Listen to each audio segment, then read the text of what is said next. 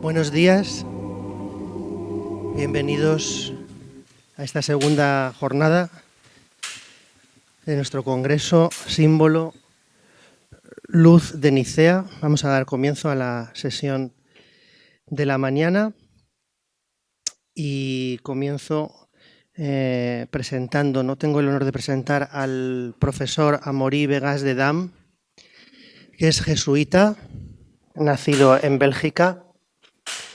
Desde el año 2012 enseña Cristología y Soteriología en la Facultad de Teología de la Pontificia Universidad Gregoriana de Roma y es actualmente el director del Departamento de Teología Dogmática.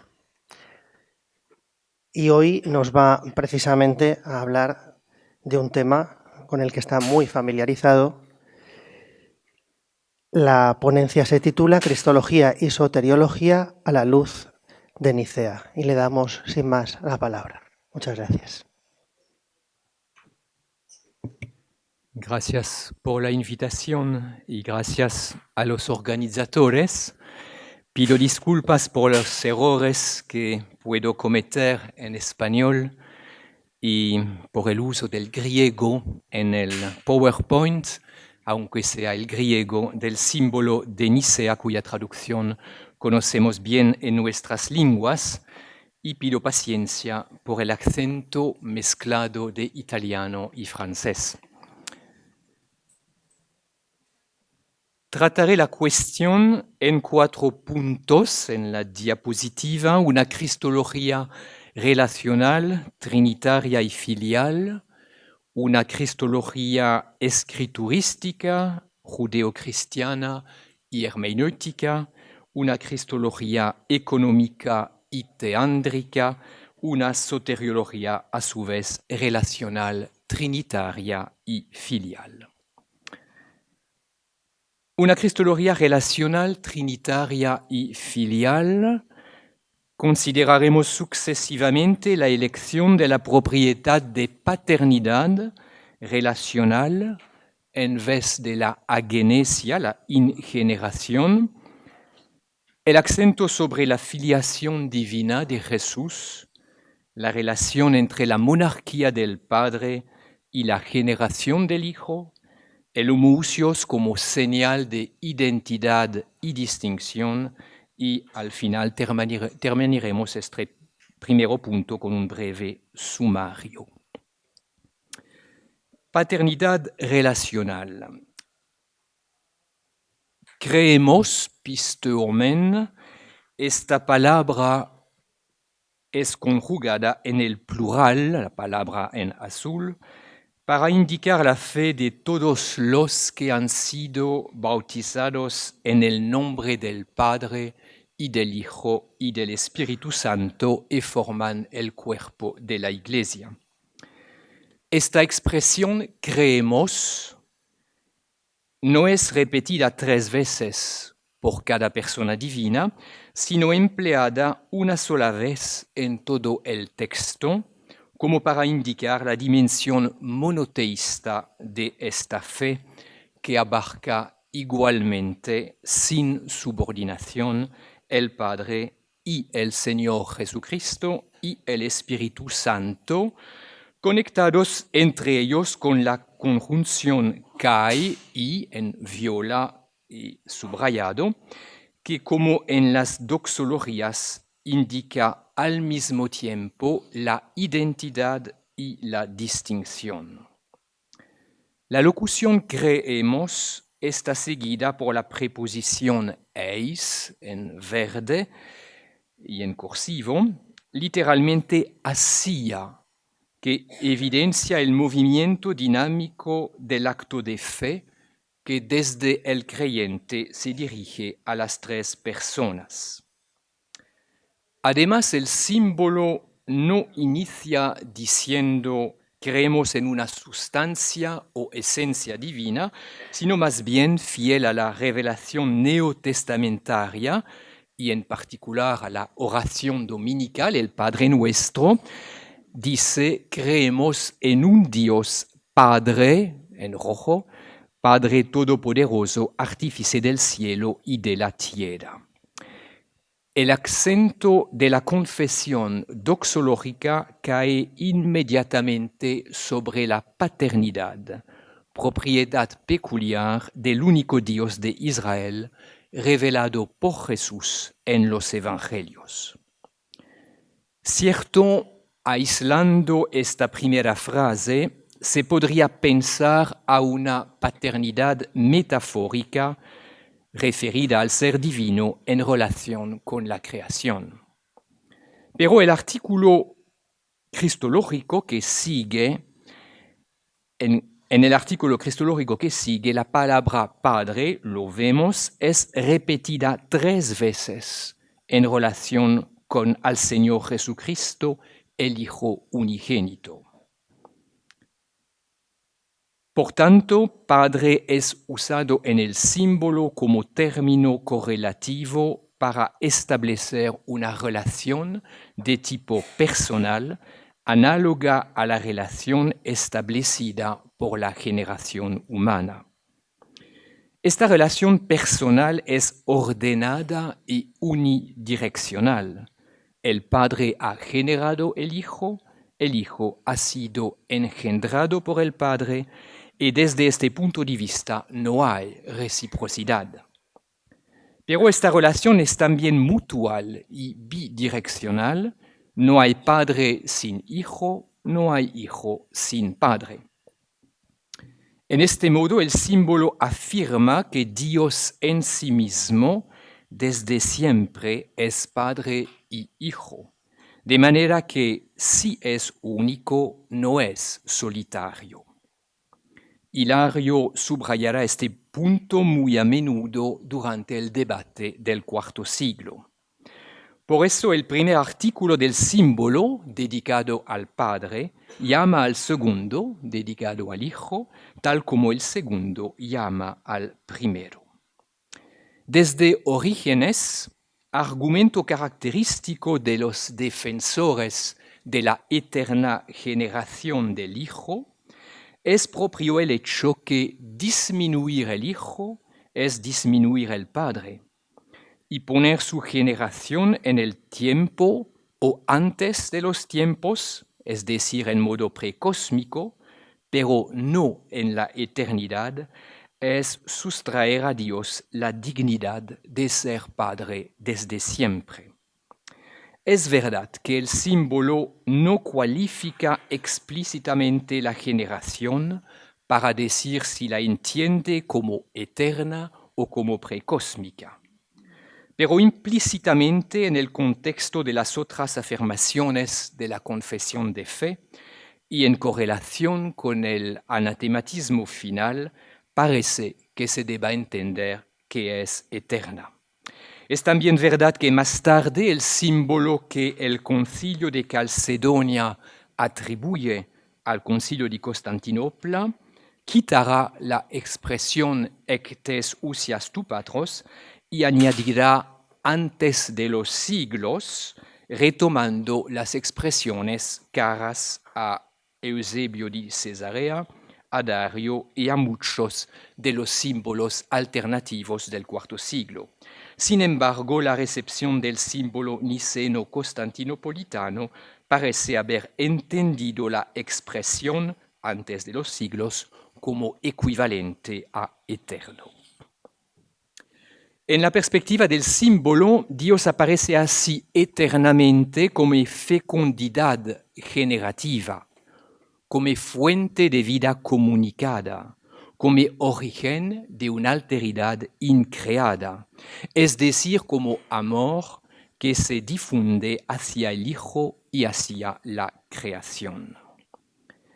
La profesión de fe evita la palabra agenesia, la palabra ingeneración, ausente de la escritura, pero cara a Ario como más tarde a Eunomio, para indicar la propiedad de Dios por excelencia.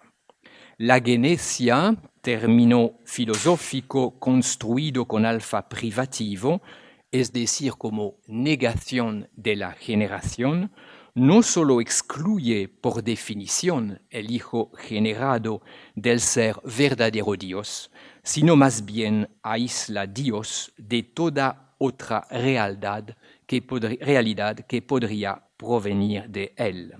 Es un solitario que trasciende los demás seres. Consiguientemente a la elección de la paternidad, el artículo cristológico subraya con el Nuevo Testamento la filiación divina del Señor Jesucristo. Además de las 3 menciones de la palabra Padre ya recordadas, la filiación de Jesucristo es indicada otras 4 veces.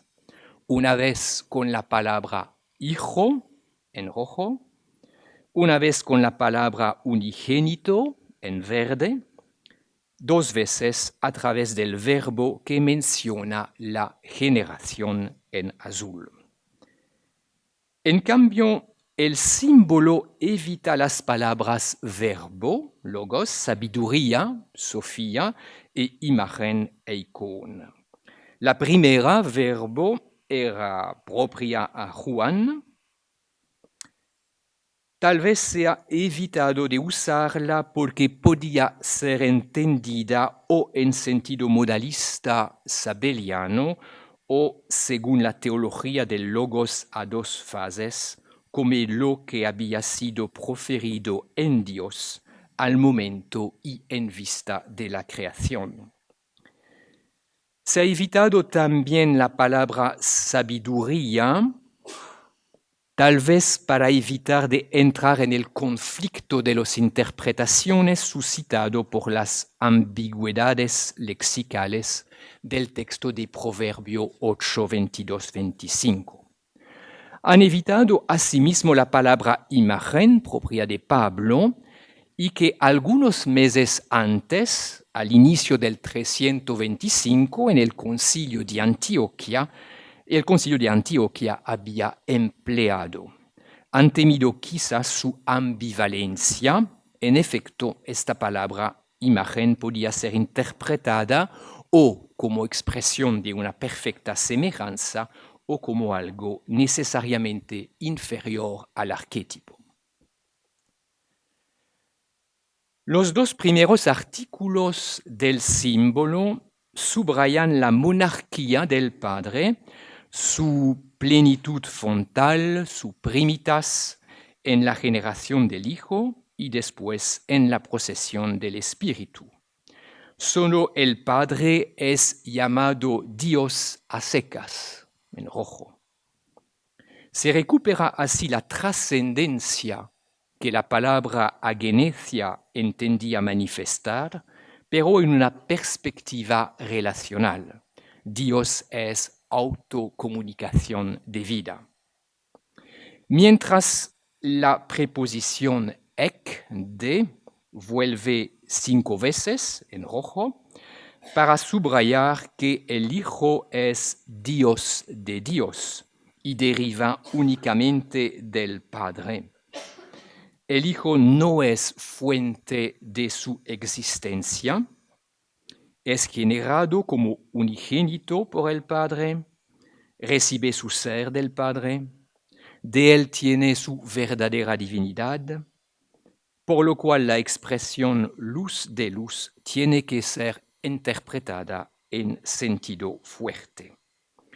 El Señor Jesucristo, el Hijo de Dios, aparece conformemente a los evangelios como una persona ontológicamente receptiva y agradecida. En este contexto, después que se subraya por última vez que el Hijo deriva directamente del Padre, engendrado, no creado, no hecho, emerge la expresión homoousion to patri. La expresión remite al campo semántico usado un poco antes en la expresión ec tes ousias tu patros, ambos en rojo. La segunda, homoousios to patri, depende de la primera, ec tes ousias tu patros. Ambas pertenecen a las cláusulas añadidas al texto que sirvió de fundamento para la redacción del símbolo niceno. Como dirá Hilario, solo después de haber confesado el Padre y el Hijo en lo que tienen de propio y de peculiar, y la relación dinámica que mantienen entre ellos, solo en este momento se puede reflexionar sobre lo que tienen en común. Sabemos bien que el significado del término usia no había sido todavía aclarado en el pensamiento filosófico o teológico. Sin embargo, el contexto de su aparición en el símbolo, al final de la parte del artículo cristológico que contempla la filiación divina del Señor Jesucristo, indica que homoousios supone no solo la identidad, sino también la alteridad, es decir, la relación de igualdad entre dos cosas distintas que son el Padre y su Hijo unigénito. Un ser no es homoousios a sí mismo y el dativo di to patri supone la correlación de dos realidades distintas, aunque inseparables. El Padre y el Hijo engendrado por él son una sola cosa, pero como dos personas distintas, el Padre y Jesucristo. El Hijo es tan Dios como lo es el Padre, pero lo es como uno que ha recibido su ser divino por el otro. Por eso más tarde Hilario pensará que homoousios, semejante según la usía, podría ser tan válido como homoousios, porque la semejanza, según él, implica ambas cosas necesarias para hablar adecuadamente del Padre y del Hijo, es decir, la distinción y la igualdad. Sumario breve, como hemos visto, el credo de Nicea ha elegido una cristología relacional, trinitaria y filial, donde, como para Hilario, el misterio de la natividad del Hijo es central, ya que, como dice Adolphe Guéchet, la cristología no puede ser autorreferencial. Así manifiesta también la emergencia del monoteísmo trinitario cristiano. Estudiaremos ahora la cristología escriturística, judeocristiana y hermenéutica, en el sentido de hermenéutica bíblica, que emerge del símbolo niceno. Para Cirilo de Jerusalén, los símbolos han sido elaborados para ofrecer a los fieles una síntesis de las escrituras que puedan formular y memorizar y que sirva como señal de comunión entre ellos. El símbolo de Nicea corresponde a esta función. Mientras en Ario y en Eunomio, el esquema filosófico parece determinar la hermenéutica bíblica, es al revés la inmersión en la escritura de los padres prenicenos y de los padres pronicenos que modela sus esquemas filosóficos. El símbolo sigue esta segunda perspectiva. En efecto, la confesión de fe de Nicea es casi enteramente escriturística. La elección, ya lo hemos dicho, de la palabra Padre en rojo, del nombre de Jesús en azul, de los títulos de Señor, Cristo, Hijo de Dios, unigénito en verde, de las metáforas de la generación y de la luz en viola, de la proveniencia de uno del otro en marrón, no solo son fieles a la terminología neotestamentaria dominante, sino expresan el eje central de la revelación de Dios por Jesucristo en los Evangelios. Esto constituye probablemente la verdadera línea de demarcación entre la herejía, que puede citar textos bíblicos aislados y usar su terminología sin manifestar por eso su coherencia, las conexiones entre sus misterios o su novedad respecto al disponible filosófico, y la ortodoxia, que sabe expresar el núcleo del mensaje bíblico e evidenciar el misterio de la autorrevelación divina. Por la conciencia del Nazareno, en efecto, en primer lugar, Dios es el Abba. Por consiguiente, Jesús mismo se percibe correlativamente como el Hijo por antonomasia. El símbolo ha sabido recorrer esta centralidad neotestamentaria de la relación filial entre Jesús y el Padre. Además, el reciente documento de la Comisión Teológica Internacional, apoyándose sobre las contribuciones de autores hebreos y cristianos, ha puesto en luz el enraizamiento del credo niceno-constantinopolitano en la fe hebraica. En efecto, la primera afirmación, creemos en un Dios Padre Todopoderoso, artífice del cielo y de la tierra, evoca a Adonai, el Dios uno, Echad, de Israel, todopoderoso, no como los ídolos, y creador del cielo y de la tierra, Génesis 1:1. Solo él, ya lo hemos dicho, será llamado Dios a secas en el símbolo. La segunda afirmación, siempre en rojo, desarrolla pues el mismo Shema Israel, extendiendo a Jesús, el Mesías, la unicidad y el señorío, uno, Echad, Adonai, Signore, reservados al Dios de Israel. Dice, creemos en un Señor Jesucristo, el Hijo de Dios, y subraya también su participación a la obra creadora. El símbolo se inscribe así en la línea ya esbozada en el Antiguo Testamento con la emergencia de las figuras del ángel del Señor, de la palabra, de la sabiduría, del espíritu o del Hijo del Hombre.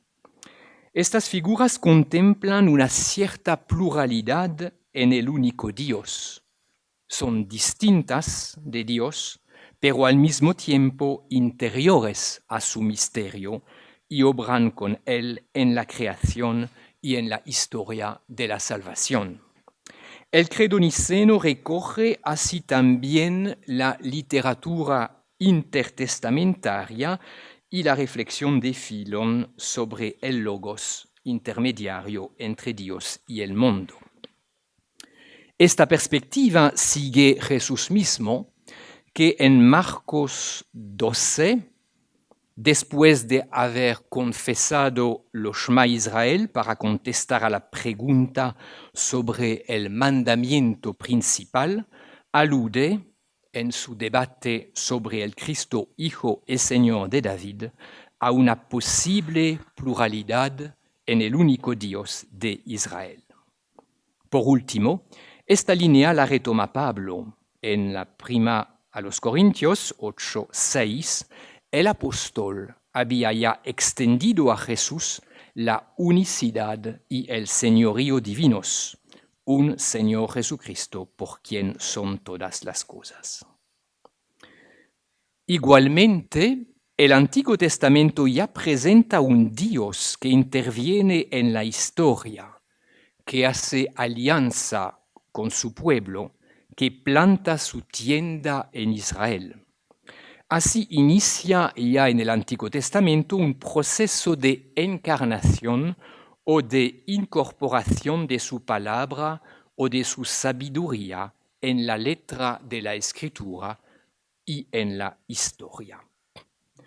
En este sentido, ambas doctrinas sobre la Trinidad y la encarnación que emergen en Nicea representan un posible desarrollo de una línea ya presente en el judaísmo del Segundo Templo, mientras el judaísmo rabínico preferirá tratar los atributos divinos de palabra, sabiduría o espíritu en una forma de modalismo para no comprometer el radical monoteísmo de Israel. En este modo, hasta el debate entre homoousios, homoiousios, homoios, anomoios, heterousios podría ser reconducido a un debate hebraico sobre la pluralidad de las figuras divinas con la unicidad del mismo Dios. Pero si el estudio de la Sagrada Escritura tiene que ser como el alma de la Sagrada Teología, esta Escritura tiene que ser interpretada. El debate del cuarto siglo muestra cuánto necesitamos de una buena hermenéutica escriturística, ya que la disputa se vuelve entre cristianos que comparten el mismo canon bíblico y recorren en parte a los mismos textos, pero no los interpretan al mismo modo. Un versículo aislado puede servir para sostener posiciones opuestas o puede generar ambigüedad. Por ejemplo, Proverbios 8, 22 y 25, que usa para describir los orígenes de la sabiduría los verbos crear, formar, hacer y engendrar, usados todos por Ario respecto a Cristo. Este texto necesita una clarificación. Esta hermenéutica bíblica se realiza en el símbolo en varios modos. En primer modo, en tres modos. El primer modo, lo hemos visto, reside en la elección de los términos bíblicos que se privilegian.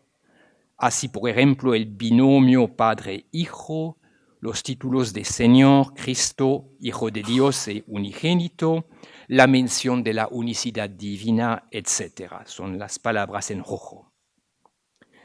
El segundo modo consiste en resolver, mediante determinadas precisiones, ciertas ambigüedades interpretativas.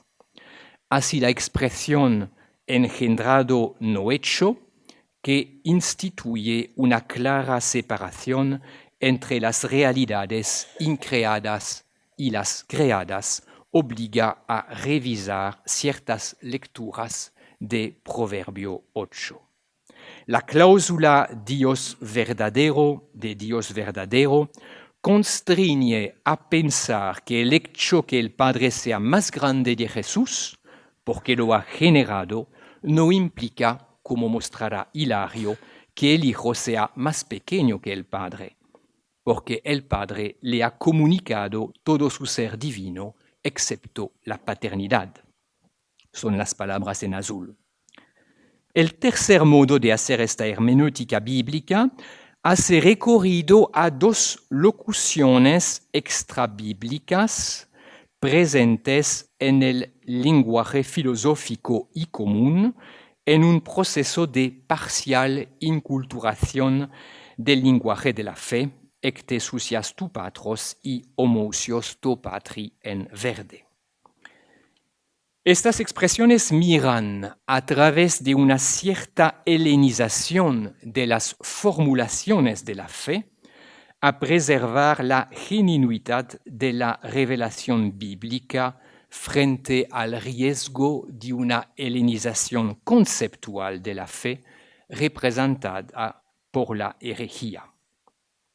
Aquí se establece un círculo hermenéutico. Por una parte, los términos extrabíblicos sirven para interpretar y salvaguardar el dato bíblico. Es el sentido del es decir, tu testín, verde subrayado, que precede la primera de las dos locuciones. Por otra parte, el vocabulario bíblico dominante en el texto y sobre todo la coherencia de la autorrevelación bíblica subyacente al texto sirven para interpretar los términos extrabíblicos. Esos reciben un significado renovado cuando son insertados en una profesión de fe judeocristiana que entiende manifestar el novum de la revelación bíblica. Sin embargo, este último modo de proponer una hermenéutica de la escritura ha producido las mayores resistencias a la recepción del símbolo. Esto es debido al hecho que las dos expresiones extrabíblicas provenían de un único campo semántico, el de la ousia, todavía no claramente distinta de la hipóstasis, y verosímilmente no agradecido por la mayor parte de los padres conciliares.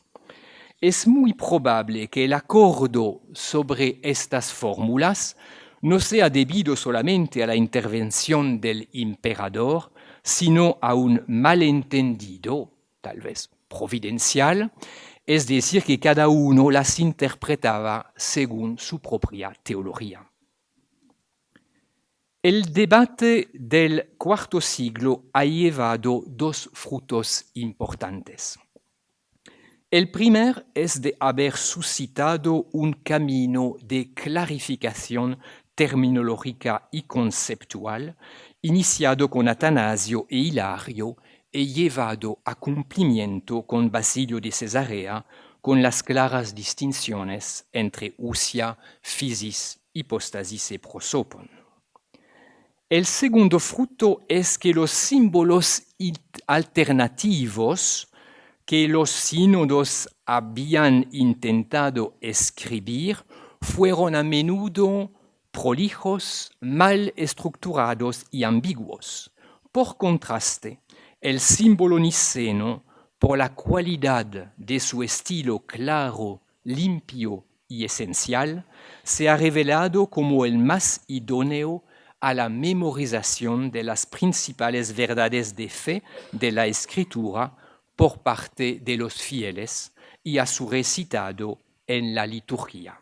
Solo él, el símbolo de Nicea, podía realizar el significado de un símbolo de fe que Cirilo de Jerusalén había indicado. Primero miremos ahora a la cristología económica del símbolo y en segundo lugar a su cristología teántrica. La dimensión económica del símbolo emerge desde su primer artículo, que aludiendo a Génesis 1:1 presenta a Dios Padre Todopoderoso como artífice del cielo y de la tierra en rojo. Esta se confirma al inicio del segundo artículo, mientras la fórmula bautismal de Mateo 28 se refiere al Hijo, el símbolo ha preferido iniciar con el título Señor, que en el Nuevo Testamento prevalentemente se atribuye al resucitado, seguido por su nombre humano, Jesús, que indica su misión salvífica, y por su título mesiánico, Cristo. Todo esto antes de afirmar su filiación. Es Jesús el encarnado que revela al hombre el Padre, el Hijo y el Espíritu Santo y da libre acceso a ellos, evidenciando la gran dignidad de la humanidad asumida. Este modo de proceder sigue la narración evangélica y el anuncio paulino, de lo cual retoma los tres títulos mayores en el mismo orden: Señor, Jesucristo, Hijo de Dios. Se conforma también al modo con el cual se formulan las plegarias de la Iglesia por nuestro Señor Jesucristo, tu Hijo, y al modo con el cual cada cristiano, en su oración personal, se dirige a la segunda persona de la Trinidad, llamándolo Jesús, o Señor, o Cristo, y no directamente Hijo de Dios. Esto confirma cuanto el símbolo niceno está atento con la Escritura a contestar a la cuestión ¿quién es este? Y no solo a la cuestión ¿qué es este? La dimensión económica se desarrolla luego en la segunda parte del artículo cristológico en dos modos. El primer modo mira a la participación del Señor Jesucristo, el Hijo de Dios, como mediador en la obra creadora atribuida al Padre en la primera afirmación del símbolo, por el cual todas las cosas fueron hechas, las del cielo y las de la tierra. La creación no es el punto último de un proceso de emanación que supondría una siempre mayor pérdida ontológica.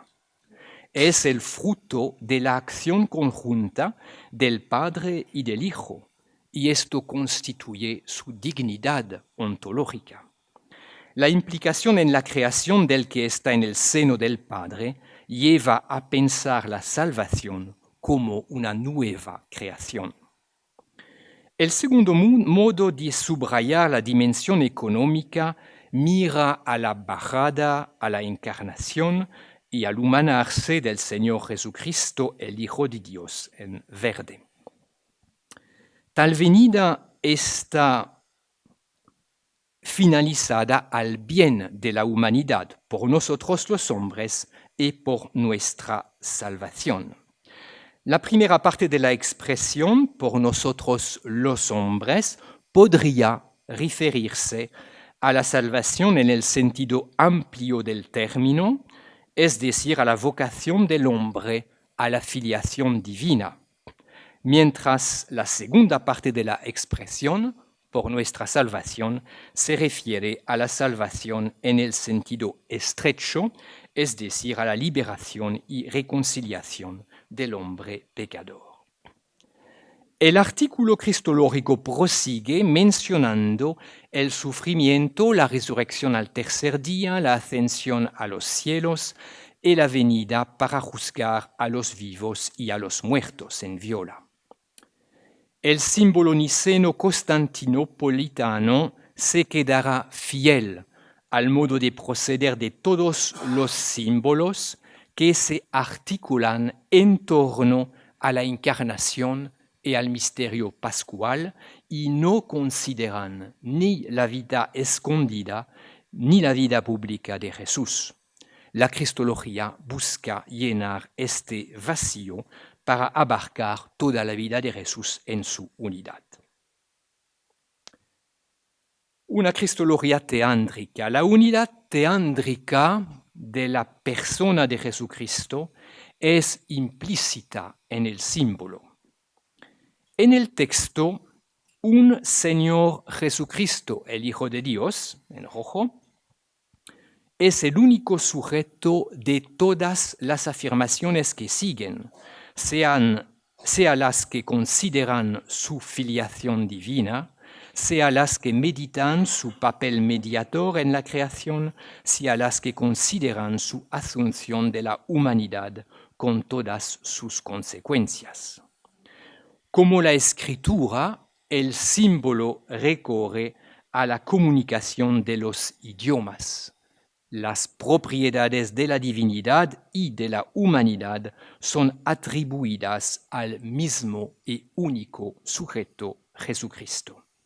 La cristología de Cirilo de Alejandría desarrollará esta dimensión, retomada también al Segundo Concilio de Constantinopla.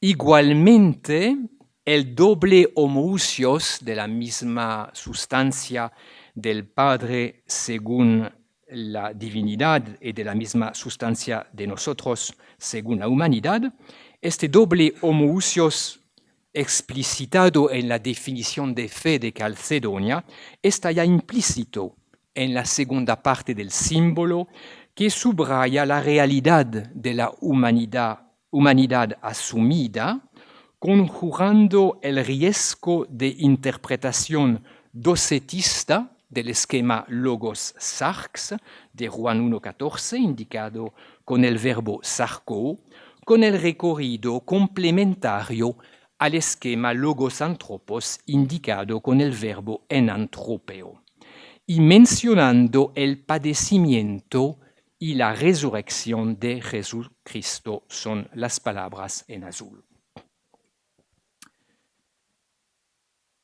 Acabamos con una soteriología relacional trinitaria y filial. Iniciaremos con algunas reflexiones sobre la perspectiva, los argumentos y los principios soteriológicos subyacentes a la cristología nicena, pues subrayaremos la filiación divina del hombre como participación a la vida intratrinitaria y, en fin, mostraremos el sabor soteriológico del homoousios. La soteriología ha constituido siempre el motor, la razón y el horizonte de la teología trinitaria y de la cristología. A los padres conciliares no interesa la ontología divina como tal, primera parte del artículo cristológico, sino porque permite de poner en evidencia lo inaudito de la encarnación y del misterio pascual y, por tanto, la salvación, segunda parte del artículo cristológico. La tradición hesicasta ha recorrido este doble movimiento en la oración de Jesús, que retoma las primeras palabras del artículo cristológico de Nicea, Signore Jesucristo, Hijo de Dios, a las cuales añade, en eco a la segunda parte del mismo artículo, la súplica soteriológica, ten piedad de mí, pecador. Implícitamente o explícitamente, los principios tal Dios, tal salvación, solo Dios puede salvar. El Hijo de Dios se ha hecho Hijo del hombre para que los hijos de los hombres puedan devenir hijos de Dios. Lo que no ha sido asumido no ha sido sanado. Permaneció lo que era, asumió lo que no era. Lo que ha asumido nunca lo dejó. Los contrarios sanan los contrarios. Todos estos principios soteriológicos han sido decisivos para formular las doctrinas trinitarias y cristológicas. Además, el origen y la estructura del símbolo niceno, semejante a la de los símbolos bautismales, confirma su dimensión soteriológica que inicia con la creación, que implican el Padre y el Hijo, y se cumple con la liberación del pecado realizada por Jesucristo y la nueva criatura que es don del Espíritu. Mientras la genesia, que aísla a Dios de toda otra realidad, habría impedido una salvación concebida como participación a la vida de Dios, la elección del binomio paternidad-filiación subraya la dimensión relacional y trinitaria de la filiación divina como horizonte y culmen de la salvación y vocación del hombre a devenir hijo en el Hijo, entrando en la dimensión receptiva del Hijo. La salvación no es la apoteosis que corona un camino de santificación personal, es la huiotesia, la filiación, como el don de un nuevo nacimiento recibido de arriba mediante el Espíritu dador de vida. En el símbolo, la salvación no es solo cristocéntrica, sino deriva de y conduce a la Trinidad. La misión del Señor Jesucristo es llevar a sus discípulos a entrar en la intimidad con el Padre Celeste, el suyo y el nuestro. El hombre teomorfo en cuanto a imagen y semejanza de un Dios que es sobreabundante fecundidad y comunicación de vida, es llamado a participar en esta vida y a difundirla en sus relaciones con los hermanos, hijos del mismo Padre. Incluso el homoousios tiene un sabor soteriológico, como han mostrado Marius Victorinus y Ambrosio. Si Cristo no fuese homoousios to patri, no podríamos pedir en la oración dominical que el Padre nos diese el pan sobra esencial. Lo traducimos habitualmente el pan de cada día, mas se podría traducir más literalmente el pan sobra esencial, epiousios, el de la Eucaristía de nuestro Señor Jesucristo. Y si no fuese homoousios, no podríamos formar para Dios un pueblo privilegiado, laos periousios, es decir, la Iglesia. Cristología, eclesiología y teología sacramental están estrechamente ligados en la economía de la salvación llevada a cabo por Jesucristo. Conclusión. Estrechamente conectadas, la cristología y soteriología del símbolo niceno, desarrolladas en el símbolo niceno-constantinopolitano, son relacionales, trinitarias y filiales. Monarquía del Padre y generación del Hijo son eternamente correlativas, de modo que el homoousios, leído a la luz del ectes usias tu patros, entiende indicar sea la identidad como la distinción que brotan de la fecundidad generativa.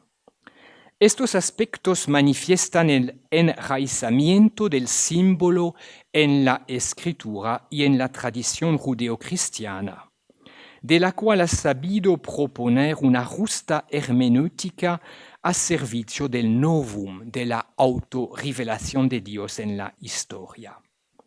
Tal fundamentación escriturística se nota también en el acento sobre la dimensión económica, en el horizonte soteriológico incluso del homoousios, en la atención a no perder de vista la realidad teándrica de Jesucristo, aunque el debate llevaba a subrayar más su filiación divina. En este modo, con su límpida y esencial sencillez, el credo niceno abría el camino hacia los demás concilios cristológicos, en particular los de Éfeso, Calcedonia y Constantinopla II. La elección de la paternidad en vez de la agenesia, de la filiación de Jesús en vez de su ser el verbo, la sabiduría o el imagen, ha felizmente recogido el acento neotestamentario no solo sobre la filiación divina de Jesús frente al Padre, sino sobre la vocación del hombre a clamar en el Espíritu, Abba Padre, como hijos en el Hijo. Intuiciones que nos llevan desde Nicea hasta el Vaticano II y del Vaticano II hasta nuestros días. Muchas gracias.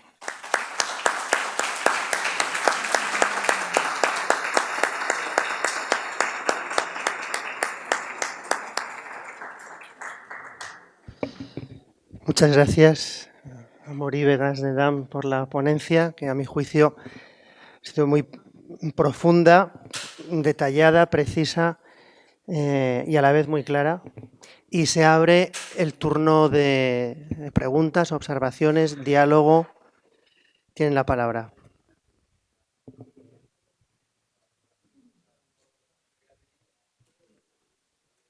Profesor José Granados.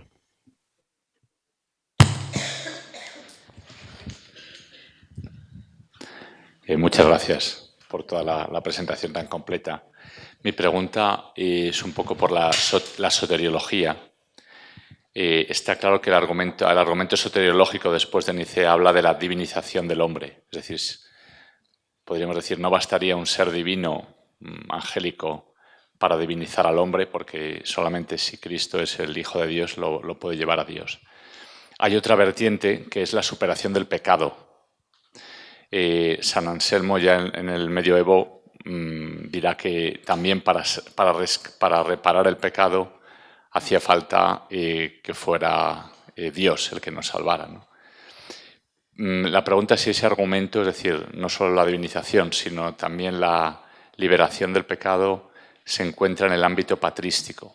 Yo he visto en San Agustín, en el De Trinitate, dice que era necesario que fuera el Hijo de Dios el que nos rescatara del pecado porque tenía que morir libremente, es decir, entregar libremente su vida. Pero no parece que sea un argumento, es decir, que la muerte libre podría haber sucedido también por parte de un ser angélico, por así decir.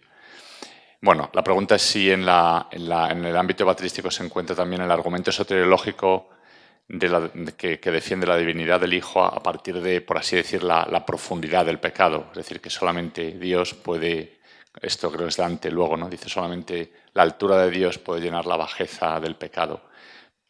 Bueno, si esto se encuentra en los padres o hay que esperar luego ya al medioevo para esta segunda dimensión del argumento soteriológico. Seguramente en esta sala hay patrólogos que podrían contestar mejor de mí. Yo soy un teólogo dogmático, aún trabajo regularmente porque la cristología se ha hecho esencialmente al inicio, en el primer milenio, sobre los padres de la Iglesia.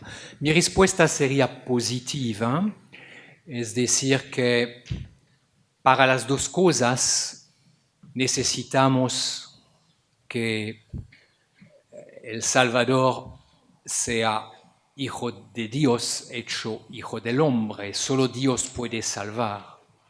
Solo Dios está capaz de ofrecer una salvación no solo aquí y ahora, en un determinado tiempo, mas para todos los tiempos, para todos los hombres, a través de la historia de la salvación. Así que me parece que la lógica para nosotros hombres y para nuestra salvación, ambos que he interpretado sin certidumbre, porque no tenemos los actas del concilio y eso no somos seguros que es la interpretación, pero yo lo he interpretado como desde una parte la finalidad penúltima, la salvación del pecado, y por otra parte la finalidad última, la filiación divina, que ambos derivan de lo que se ha dicho en la primera parte del artículo cristológico sobre la filiación divina, que es necesaria para el uno y para el otro, ¿no? Así que mi respuesta sería positiva en esta pregunta.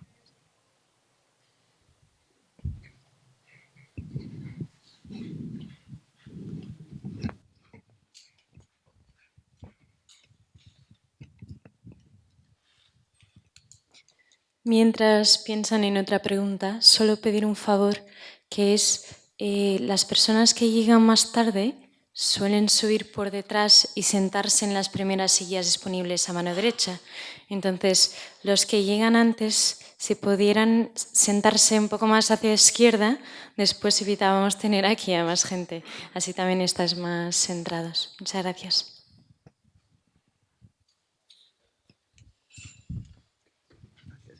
Profesor Cheno Carra. Sí, tenía una pregunta sobre el concepto de inengendrado, agenesia del Padre, que usted lo interpretó según el sentido de un homio de los anomeos.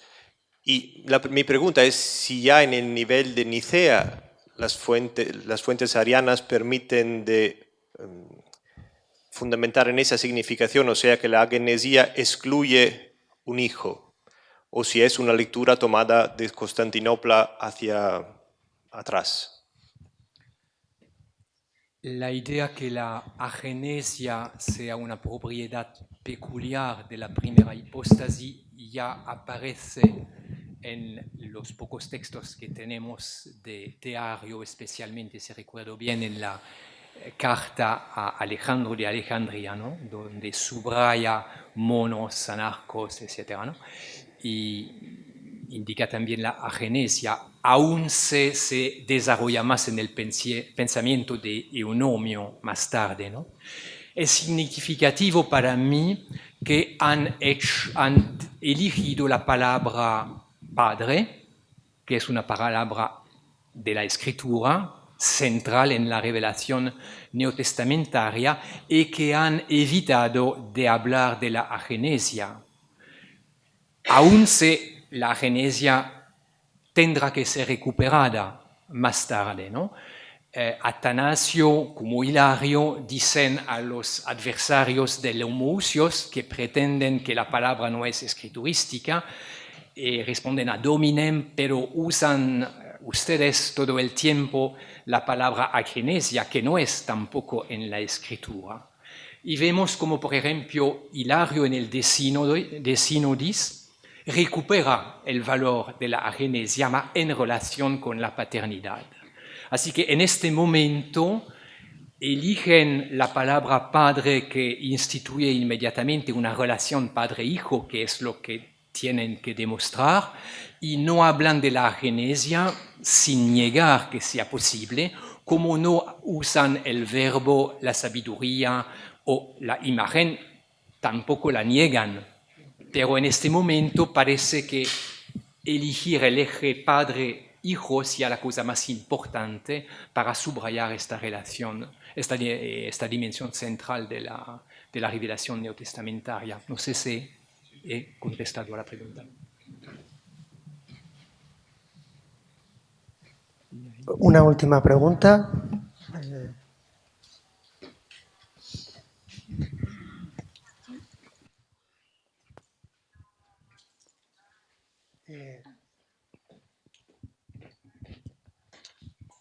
Perdón, que no me he enterado muy bien, pero ha dicho el término homoousia y homoiousia, ¿no? Bueno, de homoousios. Sí.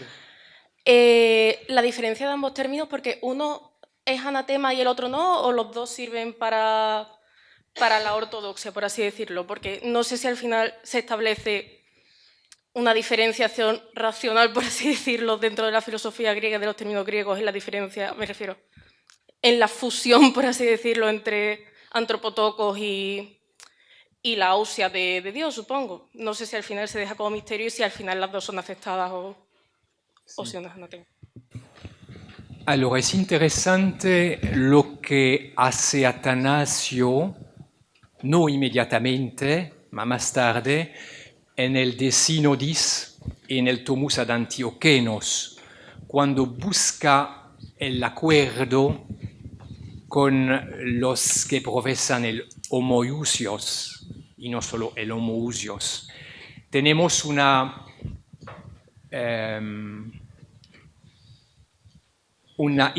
búsqueda de una lectura ecuménica, se puede decir,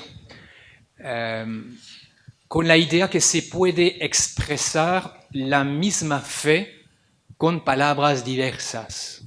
Es un poco la anticipación de lo que se hace ahora en el diálogo ecuménico con lo que se llama el consenso diferenciado, donde cada uno dice, yo diciendo esto con este término, no entiendo excluir esto, y los demás hacen lo mismo con sus propias palabras. Es todavía más claro en el De Synodis de Hilario, donde hace la misma operación interpretativa para el diálogo entre los occidentales y los orientales, explicando la posición de los orientales a los occidentales y recíprocamente. En el De Synodis parece casi que Hilario prefiere el homoousios al homoousios. Tiene las dos, pero insiste más sobre las ambigüedades posibles, las interpretaciones posibles erróneas del homoousios, que no sobre la interpretación erróneas del homoousios. De todas formas, explica que se entienden bien los dos términos y excluye ciertas interpretaciones posibles de esos dos términos, pueden expresar con dos lenguajes diferentes la misma fe. Porque por él, la similitud, ¿no? Homoousios, significa la identidad, la igualdad y la distinción. Y son las dos cosas que el homoousios quería subrayar, no solo la identidad con el riesgo de una lectura modalista, ma identidad y distinción en la relación. Y por eso llega a pensar que los dos vocabularios pueden expresar bien la fe. Es interesante después de ver que Basilio de Cesarea, si no me equivoco, Basilio de Cesarea, que proviene de un ambiente más homoousios, y vuelve a pensar que el homoousios expresa mejor, en fin, la fe que se vuelve a expresar. Así que Hilario, que venía del occidente, en su presencia en el oriente acoge la parte de verdad, los elementos de verdad que está en el homoousios, que corrige el homoousios y recíprocamente, mientras Basilio, que parte del homoousios, hace un camino hacia el homoousios y muestra lo que hacen las inteligencias cristianas cuando se dejan llevar en su reflexión, en su profundización del misterio de Dios. Muchas gracias. Pues agradecemos al profesor Amaury Vegas de Dam su ponencia, sus respuestas, y para no retrasarnos mucho vamos a dar paso a la siguiente conferencia de este módulo,